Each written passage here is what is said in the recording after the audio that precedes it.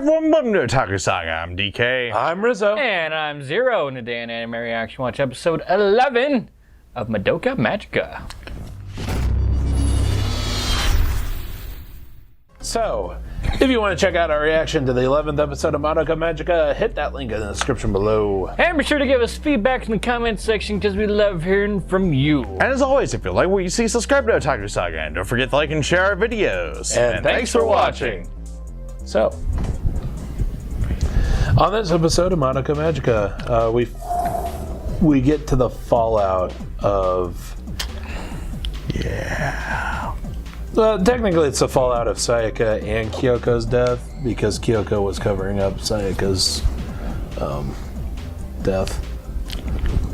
Her turning into the witch. I'm actually a little surprised that it didn't show the reaction from the other friend. Oh. I kind of would have liked to see her reaction. Or for her crush or something. Or both of them, since her other friend and her crush are dating. There we go. Actually, yeah, from the school. That would have been on. But instead we get a scene of Madoka at the funeral. And then a little... It's all your fault, you asshole friend. Stealing her boyfriend. It's not necessarily her friend's fault. It's more the fault of finding out that her body no longer holds her soul. Like, from that moment, everything was downhill. So It was still... Yeah. Anyway. I still think the starting point was the whole... well, when she realized that she was no longer basically human, that's when she stopped pursuing her crush, and that's when the whole thing started between. Yeah. But we get to see part of her funeral. We didn't actually get to see the funeral, but we get kind of a what do you the call memorial ceremony. Yeah, it's typically what you see in anime is like a small the wake, really. Yeah. Like, or a visitation. Yeah, not exactly a visitation, because I'm pretty sure it's after after the body's already been cremated. It's kind of a get together for the friends and family at the house of the deceased. But anyway, I digress. That was really depressing, as was most of the rest of the episode. This is a good look at this anime. Kyubey basically comparing humanity to cattle. Ouch. I said, oh, we're treating you a little more equally than you treat cattle. Technically not wrong. Yeah, I know. Again, it's just that thing about Kyubey's dialogue. You want to hate him, but he has a good point. Yeah, just... How logical. How logical indeed. And humans are illogical creatures. Yeah. But Kyubey ended up blasting Madoka's mind with basically a history lesson. History of magical girls. Magical girls. You know, 101. all the famous magical girls from history that everybody knows about. You know, Cleopatra, Joan of Arc. Mulan. I don't recall that one, but anyway. Every Disney princess. Yes, every Disney princess. No. That must have really sucked. Like, oh, here's a history of the world. Blast it in your mind in 2 seconds. It's kind of like the ultimate death sentence in the Hitchhiker's Saga. Yeah. All the information in the universe being downloaded into your brain. Yep. Just...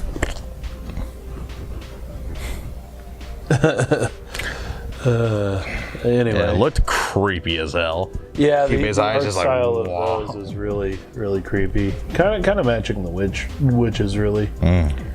But as we get off over that, Madoka goes and sees Homura, after being told basically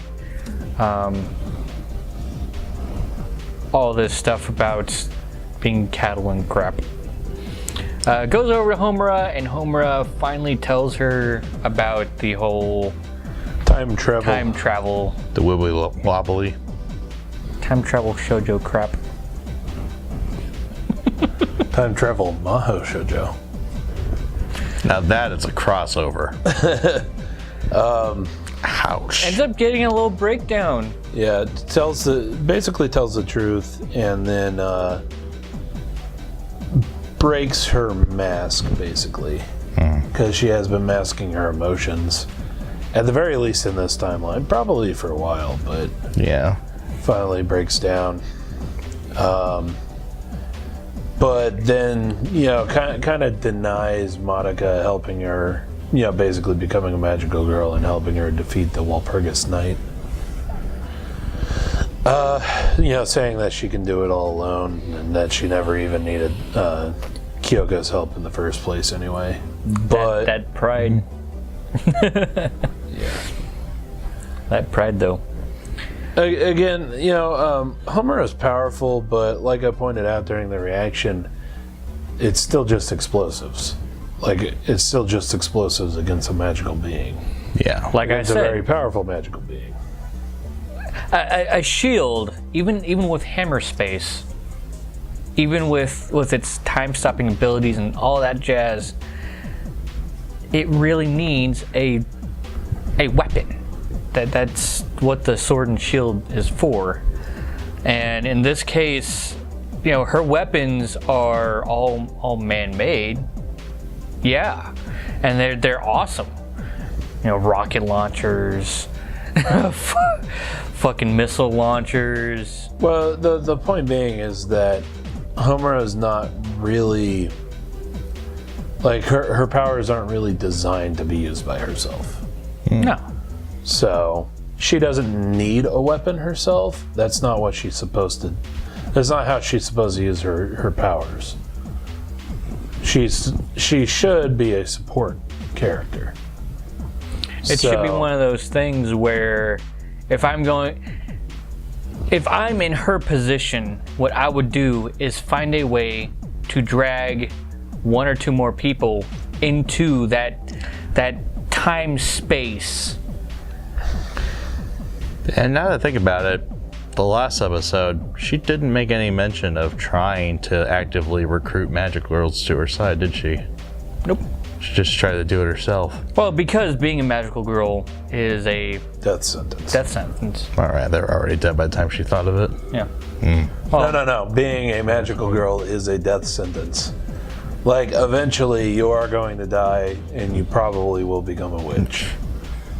You'll either die by a witch, in which case, if another magical girl isn't on hand to take care of it, it means that, tens, hundreds, thousands of people are going to die by that witch too.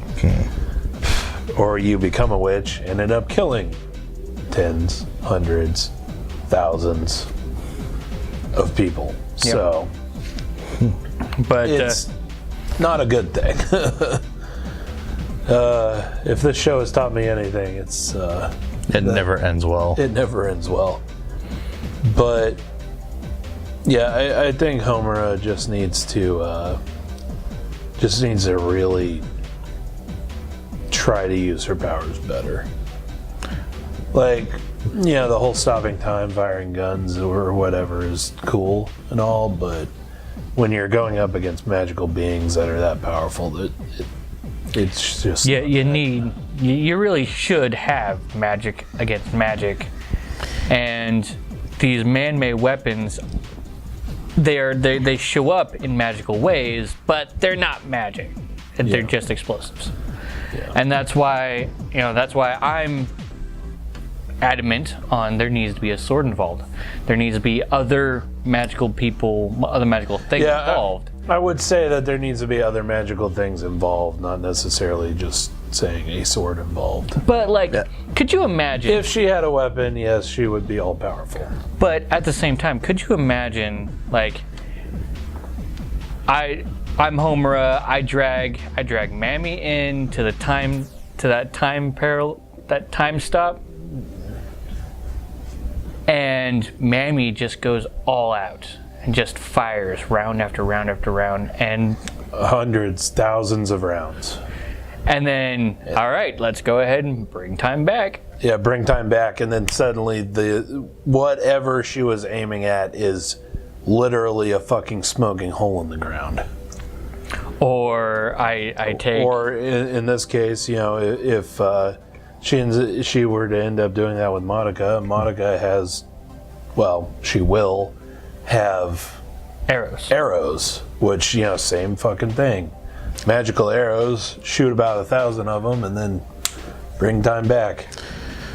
All right, we're gonna pause this for about an hour. All right, Madoka. Yeah. Go ham. Right, go ape shit.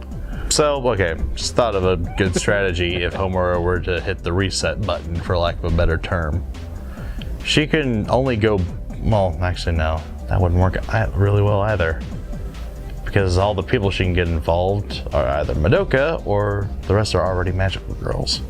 What if she actually brought Madoka back with her? Yeah. Present back with her. I think part of the problem is that we don't really know about her time control abilities that much. It resets the world around her. It doesn't reset like a personal time, I don't think. Well, no, so say, if she was able to stop time while bringing somebody with her, what's to say that she can't grab that person and then reset the timeline again? So that two people understand what's going on.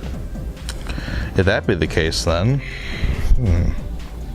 she can just go through points in the timeline, grab the person, bring him back. Yeah. No. Big question. So, as we continue on with the episode here, the